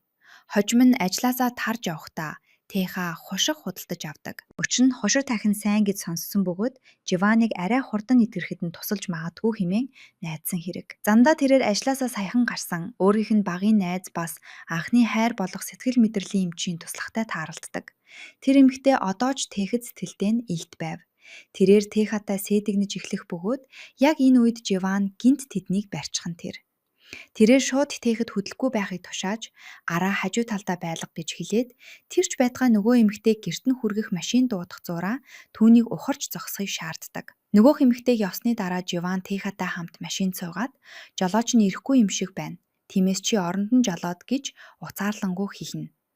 Тэрээр сая нөгөө эмэгтэйн үсийг зулгаахыг хүссэн ч өөрийгөө арайхан барьсан гэдгээ хүлээн зөвшөөрөөд Техаг дуугүйхэн өөрийг нь гэрт нь хүргэж өгөхийг тушаадаг. Гэртээ ирэхэд Теха уучлалт гуйж дахиж өөр эмэгтэйтэй тэгж харьцахгүй гэж амлана. Живан энэ амлалтанд нь утгагүйгээр их баярлах боловч Техингийн хувьд энэ нь юу ч батгаж чадахгүй байлаа. Гэтэл дахиад л нэг дурсамж түүний толгойд зурсхийн орж ирдэг. Тэрээр асамжийн газарт байхдаа бүгд нийтийн шийтгэл амсдаг байсан хүүхэд насаа сандаг. Хэн нэгэн хүүхэд буруу зүйл хийх болгонд тэднийг хүл нүцгэн хүйтэнд гадаа зогсоодог байжээ. Мөн асамжийн газарт ирсэн хандивын зүйлсийг хулгаардаг байсан болон ахлах ангийн сурагчид бага ангийнхнаа зоддог байсныг ч сандаг. Живан энэ бүхнээс маш их айдаг байсан бөгөөд тийм ч учраас одоо хүчирхийлэл түүнд маш хүчтэй нөлөөлж хүмүүс бие биенээ өвтгөхийг хаахыг үзэн яддаг болсон нь энэ байв. Хожим нь тэрээр Техагаас юуг хамгийн их үзэн яддгийг нь асууна. Тэрээр бороог үзэн яддаг гэж хэлдэг. Өчир нь түүний амьдралын хамгийн муу мөчүүд дандаа л бороо орж байх үед тохиолддог байсан юм. Эмээ нь хүн дээр өвдөх үед бороо орж байсан. Түүнийг боксоос гарахаас өөр аргагүй болох үед мөн л бороо орж байсан. Амьдралынх нь зарим хүнд хэцүү мөчүүдэд түүнийг борооноос хамгаалах хинч юу ч байдаггүй байжээ. Дараагийн өдөр нь Живан хүн болон түүний эхнэр Тэхагийн хуучин туслагтай дахин хооллохоор явна. Гэтэл Тэха нөгөө туслах залууг хоолны дундуур чимээгүйхэн алга болохыг анзаарч сэжиглэл нь бүрч ихсгэн тэр. Тэха эцэст нь түүнийг барьж аваад бүлэглэлийн толгойлогч түүнийг явуулсан эсхийг шууд асууна. Нөгөө хэр үгүйсгэж яагаад хоёр утастай явдлаа тайлбарладаг. Тэр тэднийг нууцаар салиагүй ажээ. Нэг утас нь энгийн хэрэглээнийх бол нөгөөх нь түүний зүсээ хуйрган хүтгдэг хөл бөмбөгийн тайлбарын жижиг сувагтай нь холбоотой байв. Түүнийг нь бараг хинж үздэггүй бөгөөд түүнийх тэдийг нь хинж мэддэггүй байлаа. Харин бүлэглэлийн толгойлогчийн тухайд гэвэл хэрвээ тэр хүн өөрийг нь олвол зөвхөн Тэхад гихтгүй гурвууланг нь алах магадлалтай тул ингэж болгоомжилдог гэдгээ батлан хэл. Энэ хооронд Живан нөгөөх үзмэрчтэй холбоотой бас нэгэн инээдтэй нөхцөл байдалд ордог. Үзмэрч эмэгтэй дотроо үхтлээ айж байсан ч өөрийгөө юр бусын хүчтэй гэдгээ батлахын тулд хурц үзүүртэй зүйлсээр гიშгэх ёслол үлдэж байв. Живан түүний ямар ч онцгой чадваргүй гэдгийг хэдийнэ мэдсэн тул ойролцоо могоо шидэж орхино. Учир нь могоо гарч ирвэл ёслолыг тэр даруй туслах ёстой байдгийг тэр мэдэж байлаа. Үзмэрч эмэгтэй хожимн Живанд хөл болон нэр хүндийг нэгэн зэрэг аварсанд талархснаа илэрхийлдэг. Үүний дараа бүгд хамтдаа баярлан тэмдэглэцгээв. Эцэст нь Тэха ирж Живаныг гэрт нь хүргэж өгнө. Тэр шөнө нь тэрээр бүсгүйг гүн нойронд авттын хажууд нь байд. Тэр түүнийг чимээгүйхэн ширтэж байхдаа ганцхан зүйлээс үхтлээ айж байлаа. Тэдний хамтдаа амьдарч буй амьдрал нь бодит мэт санагдаж эхэлсэн бөгөөд Живан ой санамжаа буцааж олсон тэр мөчид түүнийг үрд ахиж явах болно гэдгийг тэр мэдэж байв. Харамсалтай нь тэрхүү айдас нь биелээ олж эхэлнэ. Живан сэрэх үедээ Жо гэдэг нэртэй залуу гинтхэн санаж түүнийг өөрийнх нь хуучин найз залуу байсан гэж бодож эхэлдэг. Тэрээр нууц ажиллагааныхаа талаар одоохондоо санахгүй байгаа ч хон ган их сургуульд сурч байснаа сандав бөгөөд ханан дээр бичсэн он сар өдөр нь олон жилийн өмнөх биш, саяхных болохыг анзаарна. Тэха тэднийг 2 жил хамт байсан гэж хэлсэн тул цаг хугацааны хувьд энэ бүхэн гинтхэн л ямар ч утгагүй буруу санагдаж эхэлдэг. Живан шууд л сэтгэл мэдрэлийн эмч дээрээ очиж саяхан орж ирсэн дурсамжийнхаа талаар ярьж өгдөг. Хонган их сургуулийн тухайд дурсахад эмчч бас тэнд сурч байснаа хэлэх бөгөөд энэхүү Жо гэдэг хүн үнэхээр бодит хүн үү? Эсвэл зүгээр л зүүднийх нь нэг хэсэг үү гэдгийг шалгахын тулд хуучин хамтран ажиллагчтайгаа холбогдож өгч чадна гэдгээ хэлдэг. Эмч их сургуулийн бүртгэлээс яг тэр нэртэй хүнийг олж бүр утасны дугаарыг нь хүртэл олж авна. Живан түүн рүү залгахад утас авсан даруйдаа өнөөх залуу түүний хоолойг шууд таньж хаагур байсныг нь асуудаг. Живан орой сөүлд уулзахдаа бүх зүйлийг тайлбарлана гэдгээ хэлдэг. Үүний дараа эмч нар Живаны ой санамжийн тодорхой хэсгийг сэргээсэн тэрхүү эмчилгээг дахин давтахдаа энэ удаад сөүл дэх илүү нарийн мэргэжлийн эмнэлэгт хийхээр шийддэг. Тэха түүнтэй хамт явж тоног төхөөрөмжийг нь өөрийн биеэр шалгана гэж хэлэх боловч эмч сөүлд аль хэдийнэ семинартай байгаа тул Живаныг өөртөөгөө хамт авч явж чадна гэдгээ тайлбарлана. Учир нь Тэхад ч бас заавал суух ёстой чухал хичээл байсан юм. Гэтэл эмээ гинт өвдөж Тэха түүнийг яаралтай эмнэлэгт хүргэх хэрэгтэй болсноор тэдний асуудал санамсаргүй байдлаар шийдэгдэх шиг болдог. Эмч нар эмээг хавдагтай болохыг олж мэднэ. Тэха Живаныг эмчтэй хамт явахыг бичлэн гуйж, эмээ уухаа мартахгүй гэд эмүүдийг нь хийсэн цүн хөвч явуулдаг. Замдаа Живан зүнхээ нээж үзтэл дотор нь дулаахан оймс байхыг олж хардаг. Тэрээр хүүхдийн асрамжийн газарт байхдаа цасан дунд хөл нүцгэн зогсох шийтгэл амсаж байсан тул хүүтэнд ямар их дургүйгээ тэлж байснаа санана. Урт аяллаа туршид тэр ямар нэгэн зүйл сонсгосон биж хүсэх үедээ Тэха түүнд зориулж хөгжим тоглуулагч хүртэл хийсэн байсныг олж мэддэг. Тэгтэл бороо орж эхэлнэ. Живан шууд л Тэхагийн амьдралынх нь хамгийн өвдөлттэй мөчүүдэд хинч түүнийг хамгаалж байгаагүй болохоор бороонд дургүй гэж хэлж байсныг сандаг. Өөрийнхөө талаар юу ч бодолгүйгээр Живан шууд л эргэж түүн рүү ухаан жолоогүй яардаг. Тэр энэ удаад дахин бороонд ганцаардаж байгаа мэт мэдрэмж төрүүлэхгүй тулд хажууд нь зогсох тэр хүн нь байхыг хүссэн хэрэг. Энэхүү шийдвэрийнхээ ачаар тэрээр Жото очиж уулздаггүй. Живан ямар ч дурсамжаа мартсан байлаа гэсэн Техаг гих түүний сэтгэл ямар ч эргэлзээгүйгээр бодтой бөгөөд зүгээр л үл тоож орхиж болохгүй зүйл гэдгийг бүрэн ойлгож ухаардаг. Живаныг буцаж ирэхэд Теха маш ихээр догдолж сэтгэл нь хөдөлдөг.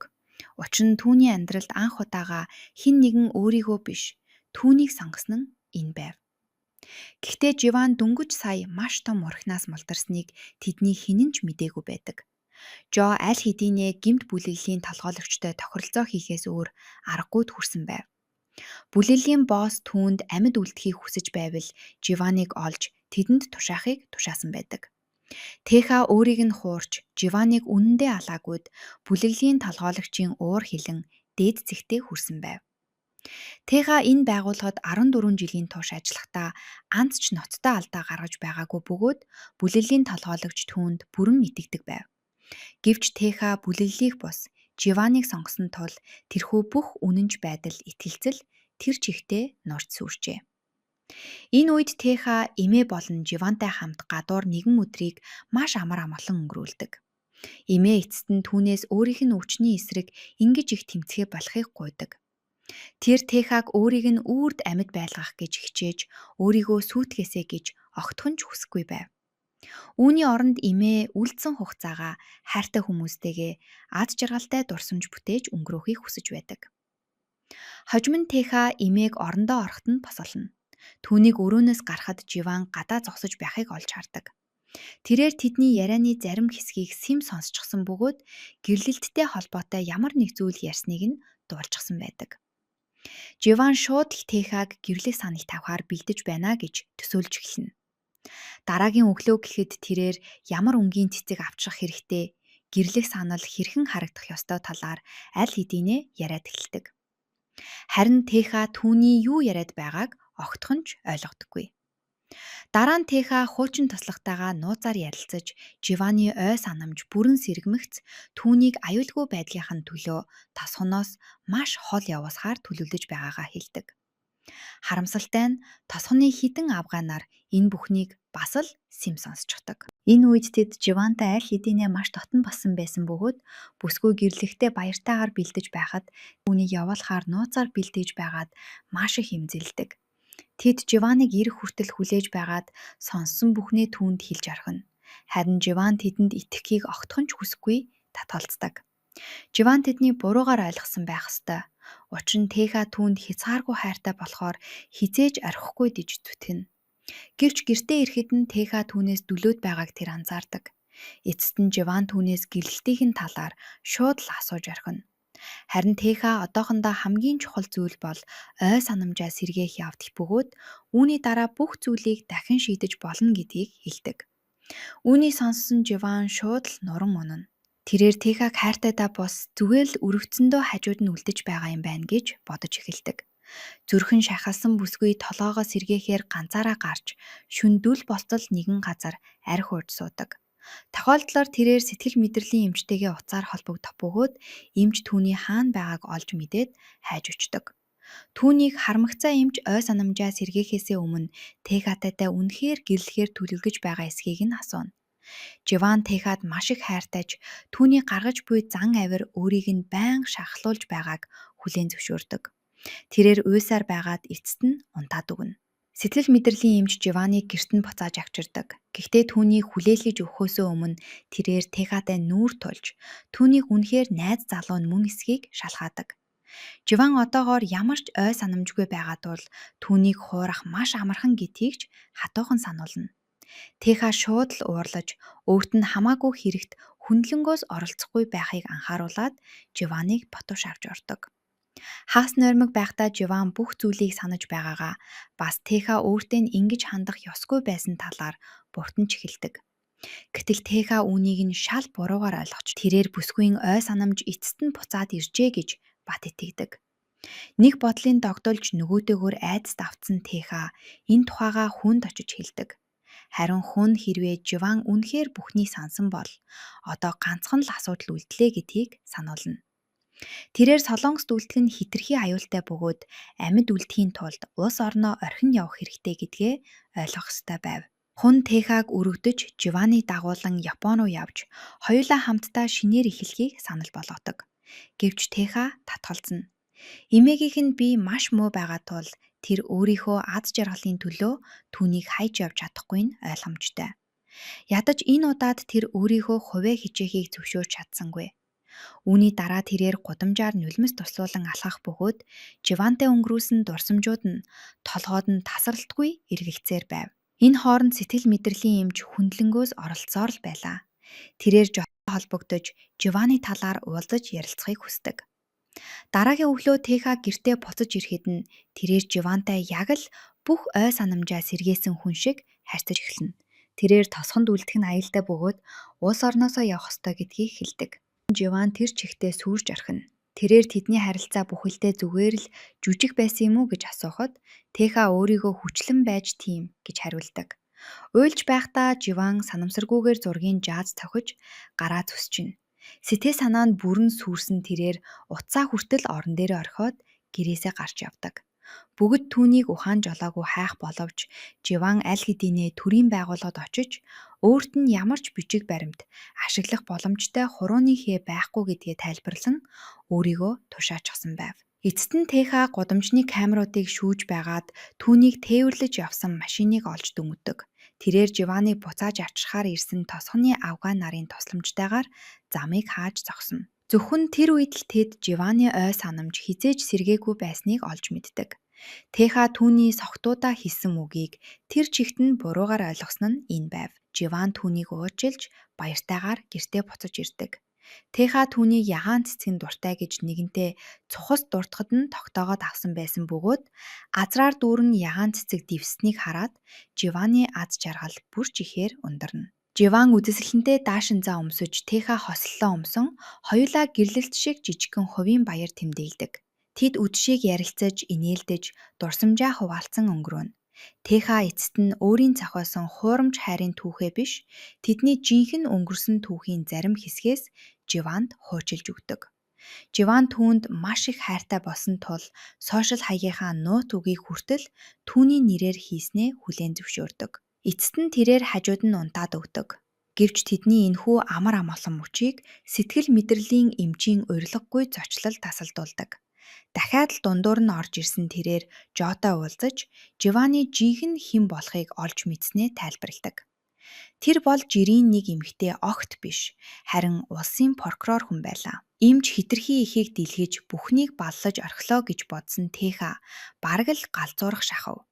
Гэтэл сэтгэл мэдрэлийн эмч Жотой ярилцах үедээ сэжиг авч түүнд ямар ч хаяг байшил өгөхөөл татгалзсан гэдгээ тайлбарлана. Оронд нь тэрээр Живаныг ижилхэн нэртэй өөр хүнтэй андуурсан дүр эсгсэн байв.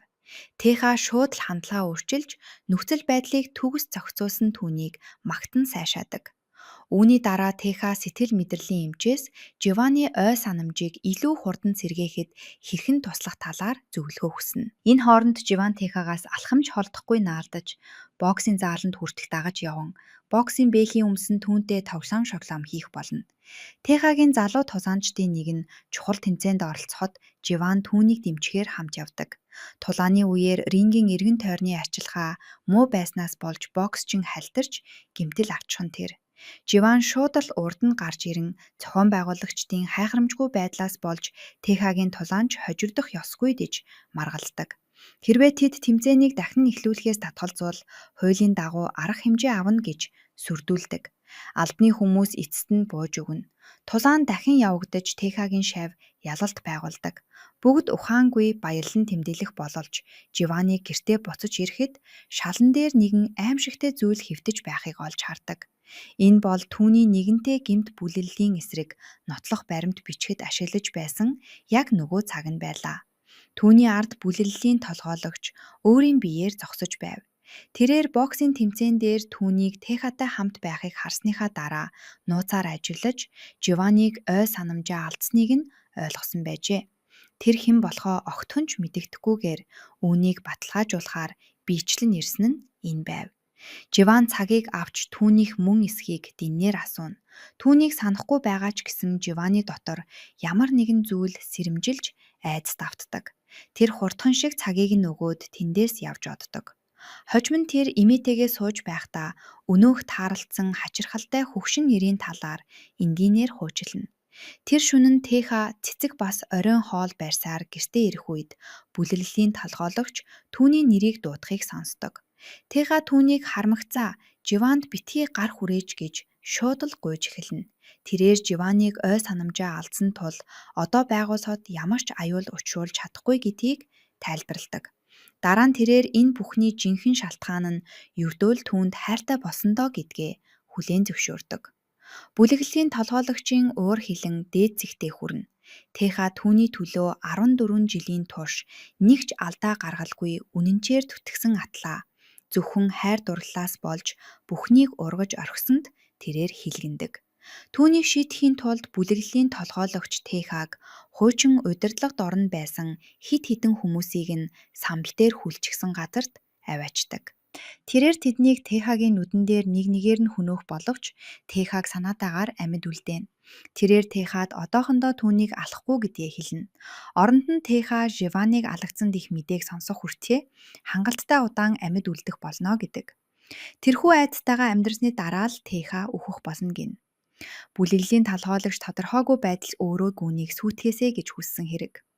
Теха шууд л сэтгэл мэдрэлийн эмчтэр очиж тусламж гуйдаг. Эмч түүнд Техагийн хөдөлгөөнийг хянаж, эргэн тойронд нь юу болж байгааг сонсох боломжтой, үргэлж биедээ авч явах боломжтой жижиг сонсох төхөөрөмж өгнө. Дараа нь Теха хун болон түүний эхнэрээс бүлэглэлийн толгойлогч түүнд дахин хүрэхээс өмнө дараагийн пүрэв гарагт Живаныг улсаас гаргахад туслахыг гуйдаг. Теха Живаны зүрхийг бүрэн нэмтлэхгүйгээр түүнийг хэрхэн явуулах аргаа огтхонч мэдэхгүй байлаа. Эцэст нь тэрээр гэмт хэргийн амьдрал руугаа буцахаар шийдсэн гэдгээ хэлдэг. Живан түүнээс ингэхгүй байхыг цөхрөнгөө баран гуйх боловч Теха өөрийгөө хүчлэн байж түүнээс холдон явдаг. Тэрээр эмээгийн хагалгааны төлбөрийг төлөхийн тулд бүлэглэлийн мөнгө хэрэгтэй гэж худлаа хэлнэ.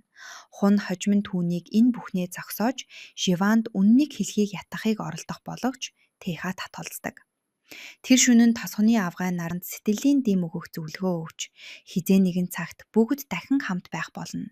Тэд үрд тусдаа байхгүй гэж хэлдэг. Теха эцэст нь гэртээ буцаж ирээд Живаны ганцаараа аялах үедээ өөрийгөө хамгаалж чаддаг байхын тулд өөрийгөө хамгаалах анхан шатны аргуудыг зааж өгч эхэлдэг. Хэн нэгэн түүнийг барьж авах эсвэл дайрвал хэрхэн хурдан хариу үйлдэл үзүүлэхийг заана. Үүний дараа Живан тосгоноор явж өөртөө дотн болсон бүх хүмүүстэй уулздаг. Тэд бүгд Живанд чимээгүйхэн баяртай гэж хэлэх зураа жижиг бэлгүүд өгөх боловч Живан тэднийг зүгээр л өөрийг нь баярлуулах гэж оролдож байна гэж боддог. Дараагийн өдөр нь Теха Живаныг усан онгоцоор өөр улс руу нууцаар явуулахаар төлөвлөн бомб руу явна. Гэвч тэднийг зүхтаж амжихаас өмнө хит хитэн машин тэднийг хөөж эхэлнэ. Бүлэглэлийнх нь тэднийг олчихсан нь энэ байв. Маш олон хүмүүс машинаас бууж ирээд дайрч эхэлдэг. Теха шууд л зодоон руу орж бүгддээ нь тулалдаж байх хооронд хуучин туслах нь Живаныг шүүрж аваад мотоцикл дээр суулган үүмийн дундуур хурдлан маддаг. Тэрээр Живаныг бомбд хүртэл авчирч чадах бөгөөд усан онгоц түүнийг Япон руу хүргэнэ гэдгийг хэлнэ. Живан усан онгоцонд суух боловч хөлөг онгоц хөдлөхөөс өмнө бүлэглэлийн гишүүд дахин дайралт хийнэ. Гэтэл хэн нэгэн гинт гарч ирнэ түүнд зүгтхот нь тусалдаг. Бомбд дээр Теха яг л чөтгөрт эзэмдүүлсэн хүн шиг зодолцоор байлаа. Тэр Живан руу очих бүхий л замыг цэвэрлэх хүртлээ зогсохыг хүссэнгүй. Тэр хутгалуулж маш их цус алдаж байсан ч алсад усан онгоц хөдөхийг харах хүртлээ санаагаа амраасангүй. Бүлэглэлийн толгойлогч түүн рүү дөхөж очоод усан онгоц хөдлөлөө гэж Живаныг аюулгүй болсон гэдэгт үнэхээр итгэж байгаа эсхийг нь асууж шоолно. Тэрээр Техад хүмүүс нь аль хэдийнэ усан онгоцон дээр гарсан гэдгийг хэлдэг. Теха түүн рүү зөвхөн тохуурхсан инээмсэглэхээр хариу барина. Учир нь Живан үнэндээ тэр усан онгоцон дээр байгаагүй юм. Бүлэглэлийн толгойлогч уурандаа дэлбэрэх шахаж бомбыг тэр чигт нь сүйтгэхийг тушаана. Асал том дэлбэрэгт тэр хавийг бүрхэнэ. Живан бомбыг галд автахыг харах тэр мөчөд түүний оюун санааны доторх ямар нэгэн зүйл эцэст нь нээгдхэн тэр. Алдагдсан бүх дурсамжууд нь нэгэн зэрэг буцаж ирнэ. Живан өөрийгөө яг хэн бэ гэдгийг тодхон сандаг. Бомбд дээр хун Техаг бүлэлийн толгойлогчоос аврахаар ирнэ. Үнэн хэрэгтээ бүлэлийн толгойлогч нэгэн цагт хуны боксын шавьнд байсан аж. Тэдний хоорондын үзэн ядалт олон жилийн өмнө нэгэн чухал тэмцээний үеэр эхэлсэн байдаг. Бүлэглэлийн толгойлогч урд нь тэмцээнд ялж алдартай болохоор хүлээгдэж байсан ч хун гинтхэн алчуур шидэж тулааныг дуусгасан байдаг. Боксing спортод дасгалжуулагч хүн ихэвчлэн тулаанчийнхаа эрүүл мэндийг хамгаалах үүднээс ингэдэг. Гэвч энэ тохиолдолд хун өөрийнх нь шавь бээли дотроо хатуу зүйл нууж лёвер хийж байсныг олж мэдсэн хэрэг. Хун шудраг бусаар ялалт байгуулахаас эрс тавхалдсан нь тэр. Харин үүнийхээ оронд тэрээр Техаг жинхэнэ ур чадвараараа хүндлэл хүлээж амжилтанд хүрч чадах пулаанч хэмээн магтжээ. Доромжлогдож уурандаа шатсан ирээдүйн бүлэглэлийн толгойлогч боксыг орхиж лёвер, хүчирхийлэл, харгислал нь шийтэгдэх бус харин ч шагнагддаг гэмт хэргийн ертөнц рүү орсон байдаг. Хун эцэст нь Техаг аварч чадах бөгөөд түргэн тусламж дуудана. Энэ хооронд Живан сэргсэн ой санамжаа ашиглан зүхтаж сөүл рүү буцаж ирдэг. Түүний хамгийн түрүүнд очисон газар бол ой санамжаа алдсан байхад нь өөрөөс нь нүүр буруулсан нөгөөх найз эмэгтэйх нь гэр байлаа. Тэд уулзсан даруйдаал хооронд нь болж өнгөрсөн бүх зүйлийн талаар маргалдаж эхлэгч эцсийн дүндээ эвлэрч чаддаг. Дотогш ормогтоо Живан хаагур байснаа тайлбарлана. Тэрээр эртний танил нь амийг нь аварч эдгэртэл нь хажууд нь байгаа зогсохгүй өөрийг нь хамгаалахын тулд амь насаараа дэнчин тавьсан тухай найздаа ярьж өгдөг. Мөн Живан нотлох баримттай холбоотой маш чухал зүйлийг дэлгэнэ. Бүлэглэлийн толгойлогчийн гарт одоо түүний бичлэг хийсэн цаг нь байгаа хэдий ч өөр нэг бичлэг байгааг тэр мэдэхгүй байгааг хэлнэ. Хоёр дахь төхөөрөмж дээр видео хүртэл багтсан нотлох баримт бичигдэн үлдсэн байв. Живан түүнийг хаана нуусныг яг таг мэдэж байлаа. Гисэн хэдий ч тэрээр өөрийгөө зүхтаж солонгост үлдсэн гэдгийг хэнд ч мэдэгдэхийг хүссэнгүй. Хэрвээ хамтран ажиллагсад нь хэтэрхий эрт олж мэдвэл түүний мөрдлийг зогсоож аюулгүй байдлынхын төлөө усаас гарахыг шаардах эрсдэлтэй байсан юм. Живан сүүлд амьдралаа шинээр босгож эхлэх зуур хүн бүлэглэлийн толгойлогчоос Техаг тайван орхихыг уйж байлаа. Учир нь Теха бүхий л амьдралынхаа туршид хоёрхан өдөр л аз жаргалыг мэдэрсэн хүн шүү дээ. Эцэст нь хүн эмнэлэгт буцаж ирээд Техаг гэрт нь авчирдаг. Эмээ түүний ямар хүнд бэрцсэнийг хараад маш ихээр шаналдаг бөгөөд өөрийнх нь өвчин дахиад л түүний амьдралыг сүйтгэж хайртай эмэгтэйтэйгээ хамт явахт нь саа боллоо гэж өөрийгөө буруутгадаг. Живан өөрийнхөө гэрт ботож ирээд бүлэглэлийнхний болзошгүй халдлаас хамгаалуулахын тулд хувийн харуул хамгаалтын компани хүсэлдэг. Гэвч юунд ч хүрсэн бүх зүйл түүнд Техаг санагдуулсаар байв. Түүний тухай дурсамжуудыг зүгээр л үл тоох ямар ч боломжгүй болно. Эцэст нь түүний хайр сэтгэл болгоомжлолыг нь давж гарч Живан өөрөө түүн дээр очихоор шийддэг. Теха ганцаараа суун өөр юу ч хийлгүй зөвхөн түүний талаар бодож байтал Живан гинтхэн л гараад ирэх нь тэр. Тэрээр бүрэн шоконд орж энд юугаа хийж байгааг нь асуудаг. Гэвч Живан ой санамж нь одоо хүртэл сэргээгүй мэтээр жүжилдэж эхэлнэ. Тэр тэдний хооронд юу ч өөрчлөгдөөгүй мэт аашилж өдийг хүртэл өөрийг нь асарч халамжилж байсанд нь энгийнээр талархал илэрхийлдэг. Живан Техад хандан түүний гэмт хэргийн ертөнц рүүгээ буцаж байгаа тул өөрөө үрд явхаар шийдсэн бөгөөд зөвхөн эд зүйлсээ авахаар ирсэн гэдгээ хэлнэ. Гэвч тэрээр эд дүүсээ хадгалсан газарт очиход бүх зүйл алга болсныг хараад цочирддог. Теха түүнийг үнэхээр усаас гарч явна гэдэгт итгэж байсан тул бүх эд зүйлсийг нь аль хэдийнэ Япон руу явуулчихсан гэдгээ хүлээн зөвшөөрнө. Тэгээд маргааш үдээс хойш гэхэд бүх зүйл буцаж ирнэ гэж амлдаг. Үүний дараа Живан түүний ямар их ядарсан бас бэртэл гэмтэлтэй байгааг нь анзаарч усанд гарахыг зөвлөдөг. Гэвч Теха байрнаасаа ч хөдөлж чадахгүй байхыг хараад түүний шарах өөрийнх нь дүр эсгэж байгаагаас ч хамаагүй хүнд байгааг ойлгоно. Теха өөрийгөө ч асарч чадхааргүй байдалд орсон байв. Иймд Живан чимээгүйхэн түүний үсийг угааж хатааж өгдөг. Дараа нь тэрч байтугай нохоог нь хүртэл усанд оруулна. Хун болон бусад хүмүүс энэ хоёрыг холоос ажиглах бөгөөд тэд гинтгэн л яг л гэр бүлийн хүмүүс шиг харагдаж байгаад маш их хөвчгтэнэ. Живан тэднийг сэмхэн харж байгааг барьж амагцаа өөрийгөө явах ёстой байсныг бүгд мэдэж байсан атлаа өөрөө л хамгийн сүүлд мэдсэн гэдгээ ойлгодог. Тэрээр бүгдтэй нь дараа тооцоо бодно шүү гэж сүрдүүлэгч эцэст нь бүгд ердийн хөөрөө ширээ тойрон сууж хамтдаа хоолцгооно. Бусдыг явсны дараа Живан Техагийн хажууд үлдэж түүний шахыг гунигтайгаар ширтэнэ. Тэрээр Техад хамт амьдарч байх хугацаанд тэрээр өөрийнх нь нүдэнд энэ дэлхийн хамгийн хүчтэй эр хүн шиг харагддаг байсныг хэлж өгдөг. Түүний хажууд яг л 100 уулын ард зогсож байгаа мэт үргэлж аюулгүй мэдрэмж төрдөг байсан аж. Тэр шөнө нь Техаг унтсны дараа Живан түүнийг шахны өвтөлтөө шаналж байгааг хараад дотроо нэгэн чимээгүй амлалт өгдөг. Өөрийгөө хамгаалж чадахгүй байх үед нь Теха түүнийг хамгаалсан. Харин энэ удаад Живан түүнийг хамгаалах хүн нь байх болно. Дараагийн өдөр нь эцэст нь Живаны ачаа тээш ирэх бөгөөд тэр хайж байсан нөөгдмөл нотлох баримтанд дотор нь хിവэр байгаа эсхийг шалгаж баталгаажуулна. Үүний дараа тэрээр таксинд сууж Техагийн нүдэн дээр түр хорогдох байр руу явсаа хэмээн жүжиглээд тэндээс хөдөлдөг. Сэжиг асан Теха Живаныг яагаад гинтхэн хувцаа тийм хурдан буцааж авчруулсныг дотроо гайхан загсана. Гэтэл хунгаас дуудлага ирж Техагийн хуучин туслахтай огт холбогдож чадахгүй байгааг дуулгана. Теха санаа зовж түүний шалгахаар яаран очих боловч туслах нь аль хэдийнэ алга болсон байлаа. Оронд нь шалан дээрээс цусны уул мөр олж харна. Туслах нь өөрт нь нууцаар тусалж байсныг бүлэглэлийн толгойлорч хэдийнэ олж мэдснийг Теха шууд л ухаардаг. Уг нь тэрээр туслахтаа үргэлж болгоомжтой байхыг хатуу цагсан боловч тэр ийхүү ноцтой аюулд өртжээ.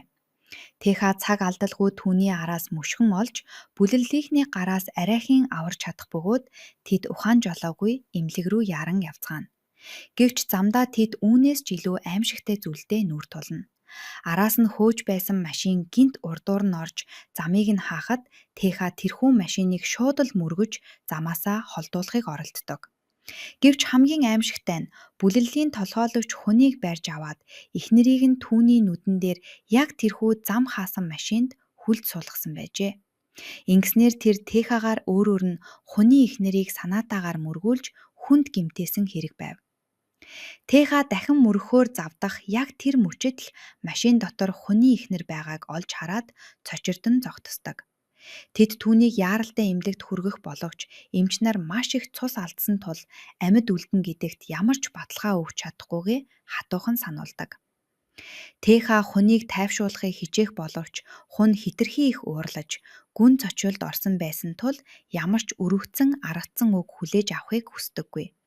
Тэр зүгээр л Техад дараа ярилцъя гэж хэлээд маш хүйтэн харцаар ширтснээ цааш эргэн алхдаг. Техагийн өөр хилэн дээд зэгтээ хүрнэ. Тэр шууд л бүлэглэлийн толгойлогчийн нөөгцөн газар руу явж замдаа тааралцсан харуул тусалхуудыг бүгдийг нь нам цохиж унгаагаад эцэст нь толгойлогчтой өөртөө нүүр тулдаг. Теха түүнд энэ галзуурал хэтэрхий удаан үргэлжилсэн бөгөөд одоо энд бүхнийг дуусгах болно гэдгээ мэдэгдэнэ. Тэд шууд л бие биерүүгээ дайрч ширүүн тулалдаж эхэлдэг. Бүлэглэлийн толгойлогч Техаг яг алж дуусгахын даваан дээр Живан гинтхэн л гараад ирдэг. Энэ удаад тэр өөрийнхөө нэрийг ч санахгүй төөрөлдөж нөөх сул дорой эмэгтэй байхаа бойсон байдаг. Живан бүлэглэлийн толгойлогчийг өөрийн биеэр баривчилж ависгал болон хүн алхахыг давтсан хэрэгээр ялдаг. Энэ хооронд хуны эхнэр эцэст нь ухаан орж бие нь тэнхэрч эхэлнэ. Биеийн байдал нь тогтворч могт тэрээр хунаас Техатай эвлэрхийг гуйдаг. Учир нь Теха түүний хувьд ямар чухал хүн болохыг тэр маш сайн мэддэг. Хун эцэст нь Техатай уулзахаар очиж Теха түүний хувьд үргэлжил зүрхэнд нь зоогдсон үргэс шиг байсаар ирснийг хүлээн зөвшөөрдөг.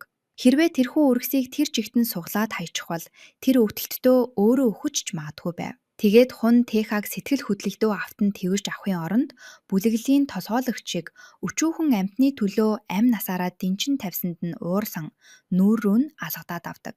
Энэ бол тэдний эвлэрч байгаа маш хачирхалтай арга юм. Хожим нь Теха хуны эхнэрийг эргэж очих бөгөөд түүнийг үнэхээр амьд үлдсэнд бараг л итгэж чаддаггүй. Энэ үед Живан бүлэглэлийн гэмт хэргийг ихчилсэн прокурорын хувиар зурагтаар гарч байлаа.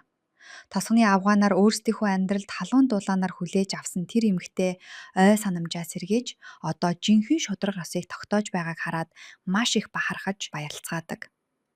Живан бүр хоригдож байгаа бүлэглэлийн толгойлогч дээр биечлэм очиж түүний асуудал дүнгэж л эхэлж байгааг сануулж маш их таашаал авна.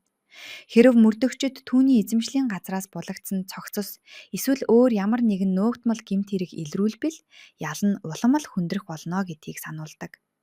Тэр түүнийг уурандаа багтарч ямар ч аргагүй арчаагүй байдалд нь үлдээгээд гарч оддог. Эцэст нь Живан прокурорын газарт ажилдаа буцаж ороход хэтэрхий удаан хугацаанд алга болсноос үүдэн ширээ нь асар их ажлын гаргацсан байхыг олж хардаг. Тэрээр өдөр пяса хэсэг хугацаанд чөлөө хүсэж шууд л Техатай уулзахаар гардаг. Тэнд очиод тэр маш хөвгөлтэй зүйлтэй таардаг. Теха мэхийнээс үхтлээ айж байх нь тэр. Үүнийг харсан Живан шууд л илгээ хүчтэл инээж эхэлнэ. Учир нь тэр яагаад Теха түүнийг мэлхийнээс аварсан гэх тэрхүү утгагүй хайрын түүхийг зохиосныг эцэст нь нийгэм ойлгодог. Теха Живаныг айдаг байсан болохоор мэлхийг сонгоогүй. Харин өөрөө үхтлээ айдаг байсан болохоор л түүнийг сонгосон хэрэг байж. Ингээд тэр хоёр далайн нэрг рүү хамтдаа явж өдрийг тоглон маш хөвгөлтэйгээр амар тайван өнгөрүүлдэг. Эцэст нь нэг юм энгийн амьдралд ойртсон мэдрэмж авсан Теха зүрх сэтгэлээ нээж Живанд жинхэнэ мэдрэмжээ уудалдаг. Живан түүний анхны хайр нь байсан юм.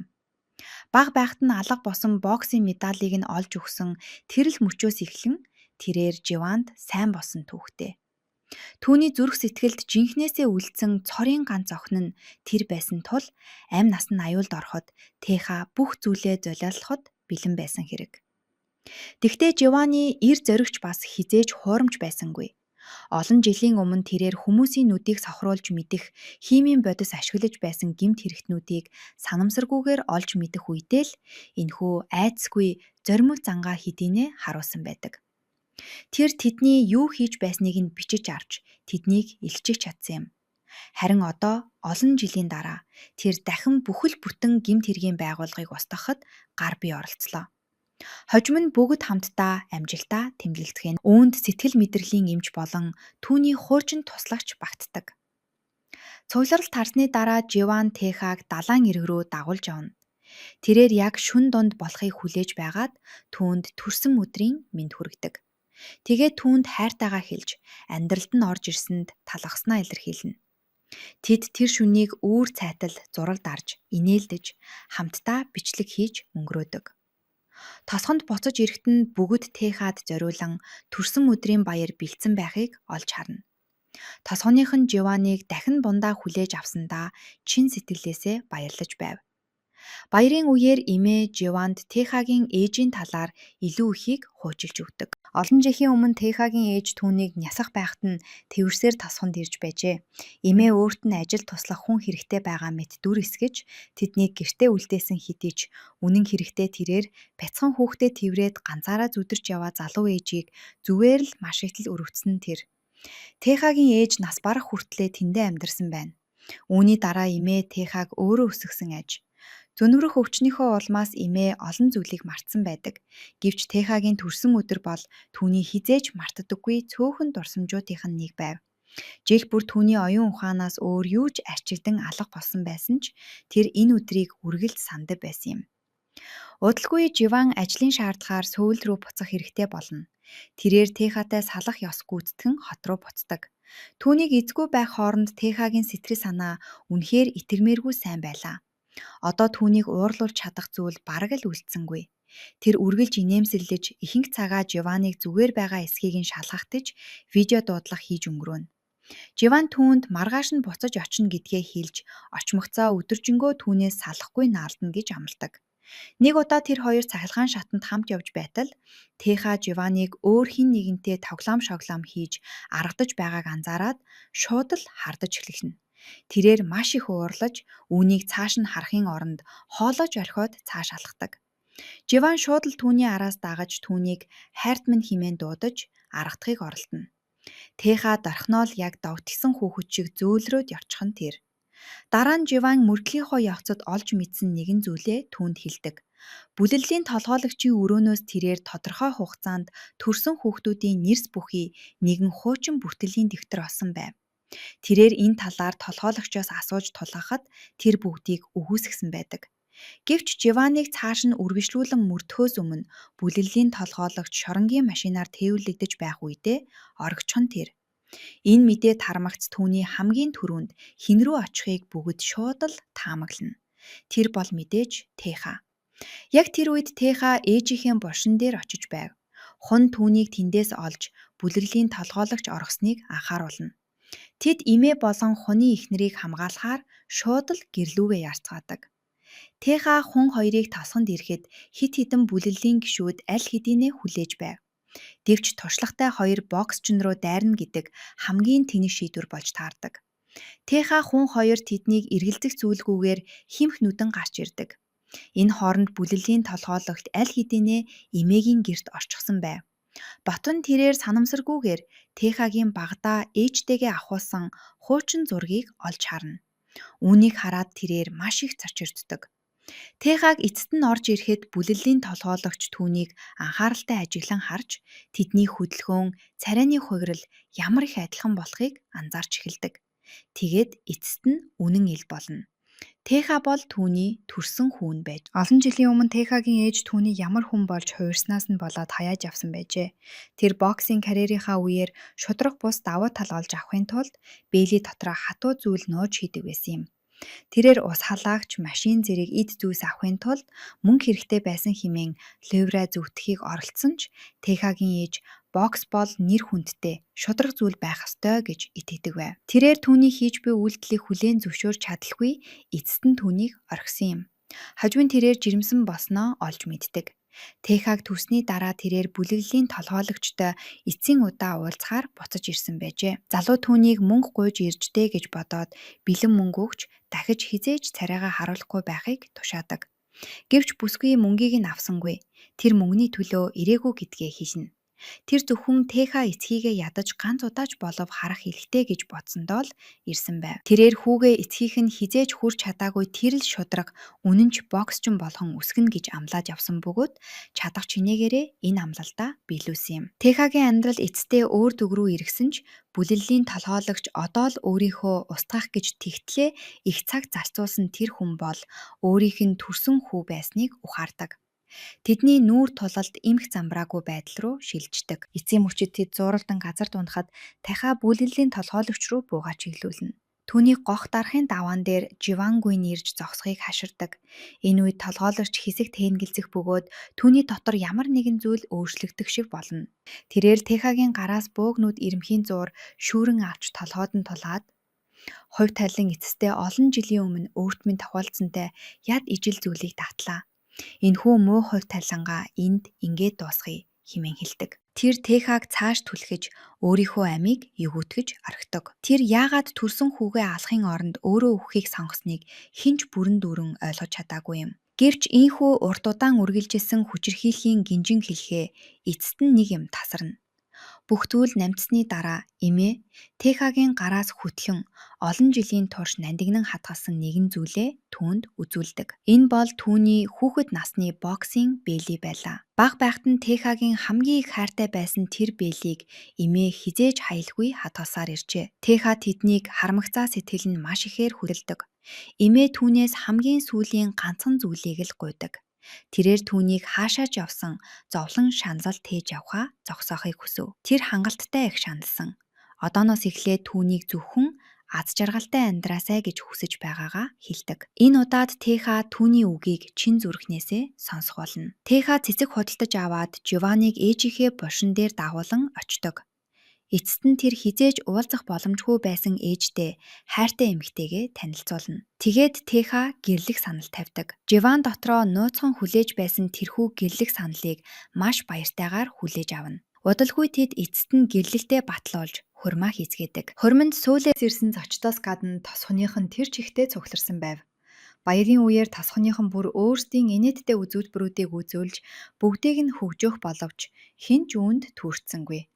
Учир нь тэнд зөвхөн жинхэнэ аз жаргал л бялхаж байлаа. Тэгтэл Тэхаг анх удаага чин сэтгэлээсээ аз жаргалтай байх яг энэ үед бороо орж эхэлнэ. Амьдралынх нь ихэнх хугацаанд бороо түүний хамгийн муухай дурсамжуудыг л дагаж ирдэг байсан шүү дээ. Эмээгийнх нь бие муудах үед бороо орж байсан. Боксинг карьер нь сүрэх үед ч бороо орж байсан. Хажууд нь хинч байхгүй хамгийн хүнд хэцүү мөчүүдэд л бороо хасгардаг байв. Харин энэ удаад Живан түүний хажууд байх үед бороо орж байлаа. Борооноос зүхтхийн оронд бүгд л усан дунд бүжиглэн тоглож баярлан тэмдэглэцгээв. Нэгэн цагт түүний амьдралын хамгийн өвдөгттэй мөчүүдийг төлөөлдөг байсан бороо эцэст нь түүний хамгийн аз жаргалтай дурсамжуудынх нь нэг хэсэг болж хувирсан нь энэ байв. Ингэснээр Живан Теха хоёрын түүх төгсгөлдөө хүрч ямарваа нэгэн зүйл хичнээн аимшигтайгаар эхэлсэн ч эцэстээ гайхалтай үзэсгэлэнтэй болж хувирж болдгийг батлан харуулж байна. Заримдаа холоос харахад хамгийн аюултай мэт санагддаг тэрэл хүн чи түүнийг жинхнээсээ ойлгох үед хамгийн аюулгүй мэдрэмжийг төрүүлдэг нэгэн байж таардаг. Үүгээр Живан Теха хоёрын жагал зовлон ээлжилсэн урт аялал аз жаргалтайгаар дууслаа. Энэхүү товчлол танд таалагдсан бол видеондоо лайк дарж, сувагтаа subscribe хийж, хонхны товчоо дарахаа битгий мартаарай. Бидэнтэй хамт байсан бүх хүмүүстээ баярлалаа. Дараагийн кино торчлолоор дахин уулзцгаая.